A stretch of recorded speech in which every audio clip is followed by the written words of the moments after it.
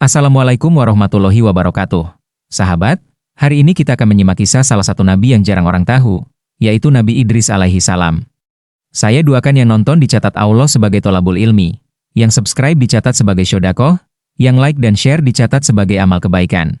Nabi Idris adalah keturunan keenam dari Nabi Adam, dikenal sebagai sosok yang cerdas, rajin beribadah, dan menjadi manusia pertama yang mengajarkan cara menulis dan menjahit pakaian. Allah berfirman dalam surah Maryam ayat 56-57, "Sesungguhnya Idris adalah seorang nabi yang membenarkan kebenaran. Dan kami telah mengangkatnya ke martabat yang tinggi."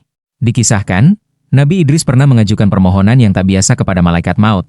"Cabutlah nyawaku, agar aku bisa merasakan bagaimana dahsyatnya sakaratul maut."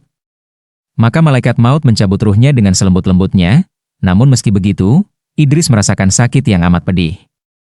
Ia pun berkata, "Ya Allah, jika ini yang paling lembut, bagaimana dengan orang kafir, yang ruhnya dicabut dengan kasar?" Kemudian Nabi Idris meminta ditunjukkan neraka. Saat pintu neraka terbuka, beliau melihat api yang berkobar dahsyat dan mendengar jeritan pedih penghuninya.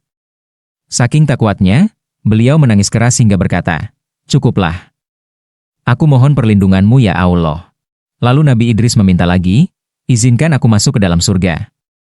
Nabi Idris pun masuk surga, melihat sungai-sungai, buah-buahan, dan nikmat tak terbayangkan. Ketika malaikat berkata, "Keluarlah Idris, ini hanya izin sementara."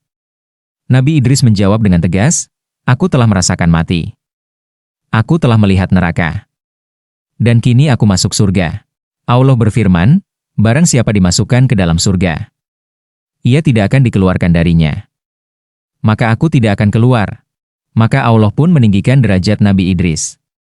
Dan dalam hadis Sahih Isra Mi'raj, Rasulullah Shallallahu Alaihi Wasallam bersaksi bahwa beliau bertemu Nabi Idris di langit keempat. Itulah bukti kemuliaannya di sisi Allah. Sahabat, dari kisah ini kita belajar bahwa sakaratul maut amat pedih. Neraka sungguh mengerikan. Dan surga adalah tempat kekal bagi orang beriman. Maka perbanyaklah ibadah, sabar, dan amal soleh, agar kita pun diangkat derajatnya oleh Allah Subhanahu wa Ta'ala. Wassalamualaikum warahmatullahi wabarakatuh.